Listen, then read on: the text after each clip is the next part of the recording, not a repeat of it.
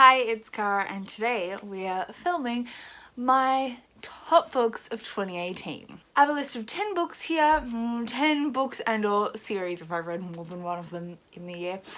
I'm so hyped about all of these, they're so good. I don't have a lot of them physically with me, I either read them on audiobook or I've loaned them out to a friend because they're that good. But let's get started. So this is just in the order that I made my list. I wrote a kind of list of everything that was like 5-star amazing, and then cut it down to this 10. So we're just kind of in the order of my list. Vaguely what was on Goodreads at the time, but not that closely. But let's start with Strange Grace by Tessa Gratton. This is a fantasy, magical realism-y kind of story. Witchy, paranormal. Oh, it's so good. This follows this small town that every 7 or so years they offer up the best boy from the town into the forest and he doesn't come back. He's an offering. And we follow Merwin, who is the Grace Witch, or is the daughter of the current Grace Witch. The Grace Witches are kind of the ones that run this whole scenario, and they're kind of like the healer witch of the town. And so Merwin is the daughter of the current Strange Grace. We also follow, what are the other kids' names? Why am I blanking? Arthur, who for the first however many years of his life was raised as a girl, so by his mum, so he wouldn't be taken as the best boy. And then it's revealed that he's a boy and he really wants to prove himself that he could be best boy. And he's got a lot of anger issues and everyone doesn't believe him. And then we also have Rune, who is my fave. Rune is the like undisputed best boy of the current round. And so essentially that's kind of the setup. This has a polyamorous romance. It's amazing between our 3 main characters, obviously. It's stunning. This is a beautiful character-driven plot, but it is kind of plot, but the plot is driven by the characters. It's beautiful. The premise is amazing. The lyrical writing in this is amazing. It doesn't really have chapters, it has big sections. And it was so beautiful. I loved this book. It's got a beautiful cover, beautiful inside and out. Oh my god, it was just so good. Then a change of tack, we have Sadie by Courtney Summers. This is a YA-ish thriller mystery. This follows our main character Sadie, and I listened to this on audiobook, by the way, which I totally recommend. It's amazing. And Sadie's little sister was recently brutally murdered and she's convinced she knows who did it and she's gonna go get her revenge because the cops haven't done anything. And then we also follow a podcast that's following Sadie in like a true crime podcast, trying to figure out what happened to her because she's gone missing. The audiobook was fantastic. It was full cast narration. So you got all the different voices and it was so well done, including the podcast sections which had all the background noises and things that made it really truly sound like a podcast. It was just an amazing experience. This book was dark, it has a lot of trigger warnings, so if you have any major trigger warnings you should check them before going into this one. It has sexual assault, pedophilia, but it is a beautiful story. Then we have Muse of Nightmares by Laini Taylor. I was debating whether or not to put this on this list because while I did absolutely love it to pieces, I feel like some of these other books just packed more of a punch maybe. This was just beautiful. This is the sequel to Stranger the Dreamer, which was definitely on my list last year, I believe. And finished up this duology. It was stunning and beautiful and the writing was amazing as always. There were, we essentially follow in this series a boy called Laszlo, who is a librarian, and he has always been obsessed with this city called Weep. Obviously it wasn't always called Weep, but he can remember when the name was taken and Weep was left in its place, and he is obsessed with this city. And that's basically the premise This was beautiful, amazing, breathtaking, loved it. What I think I like most about this series is the way it looks into generational trauma, and how everyone can be doing what they think is best and trying to survive, but how that can conflict with other people's need to survive, and it is beautiful. Then we have The Seven Husbands of Evelyn Hugo. I think this will be on a lot of people's lists this year and has already been on a lot of lists that I've seen, but it is well deserved. This is an amazing novel. It's a literary fiction contemporary following our main character Evelyn, who is a movie star, and she is recounting in her old age her story to a young reporter in a kind of tell-all biography, and we're following both the biography and kind of the story of how she's coming about to tell her story. Evelyn is a bisexual goddess in a time where that just was not a thing that could be openly talked about,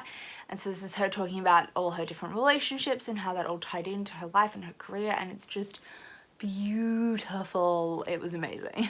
Then we have Red Sister by Mark Lawrence. This is the first in a fantasy series that I believe is finishing this year, and this coming year, and I'm really excited about. I desperately need to read the sequel. This is warrior assassin nuns and a training program, and we follow our young protagonist Nona Grey, who is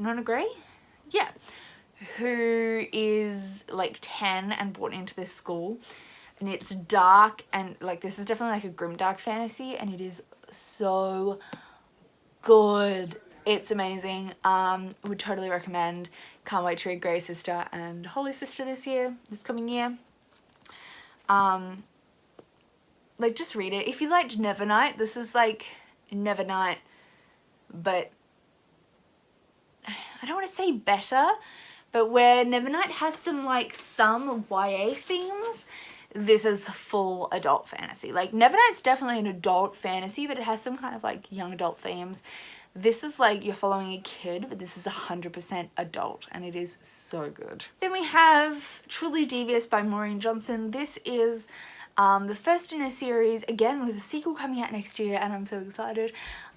This is a mystery YA following Stevie, who is a detective, and she's going to this fancy school where they're meant to learn and follow their passions, and she got in. And there's a murder mystery associated with the school, and she's there to solve it. This was really fun. The mystery is still a mystery, and I can't wait for book 2. It is going to be so great. I listened to this on audiobook, which I almost wouldn't recommend. The narrator irritated me, but I was so engrossed in the plot that I couldn't help it, and then I went and bought the physical book, and I'm just going to buy the physical book of the sequel. I'm so excited. Then we have The Astonishing Colour of After by Emily X.R. Pan. This is a contemporary magical realism story following our main character Lee, whose mother dies by suicide and leaves her a note. And she's trying to use that to connect with her Taiwanese roots, and she's convinced her mother is coming back to her as this bird. This was sad and beautiful and lovely. I read it near the start of the year and absolutely fell in love with it. It was amazing. Next we have the 5th season and The Obelisk Gate. I'm lending out the 5th season to a friend, so I only have this one here. This is a fantasy series by N.K. Jemisin. It's called the Broken Earth Trilogy. This is fantasy, sci-fi, dystopian blend. It's really amazing, very diverse. Basically, the world is going through these seasons, which are like apocalyptic events, and oh, it's just so good. The lore around this is amazing. The way the magic system works is amazing. The way oppression and like cultural violence in this world works is amazing. I can't wait to read book 3. I'm hoping to read it really soon. I read both books 1 and 2 this year and loved them both. Then another one where I'm learning out book 1, that is Scythe and Thunderhead by Neil Shusterman. I read both again this year. This is a utopian future fantasy where we follow, or more, yeah, dystopian utopian. We follow a world in which, like a future in which death is completely eradicated. You can't die. from disease or accident or anything. They can totally regenerate you, and the only way you can die is by a scythe. And these are people trained and sent out to keep down the population. So they're kind of like a population control. And we follow Citra and Rowan, who have recently been apprenticed as scythes. We're kind of exploring into this elite world of scythes and how they function, and it is amazing. It's an amazing series with an amazing premise, plot. Oh, it's just so good. It's gripping, keeps you hooked. I can't wait for book 3. I believe it comes out this year and I'm super excited. And then the last book I have to talk about today, I only read in December. It'll be in my December wrap up, and this is The Monster Baru Comrade. I read book 1 a couple of years ago. This just came out. Oh my god, if you are sleeping on this series, please wake up. Wake up, Pearl. Wake up. It is amazing. This is a fantasy, culturally diverse fantasy that is looking at the horrors of colonialism.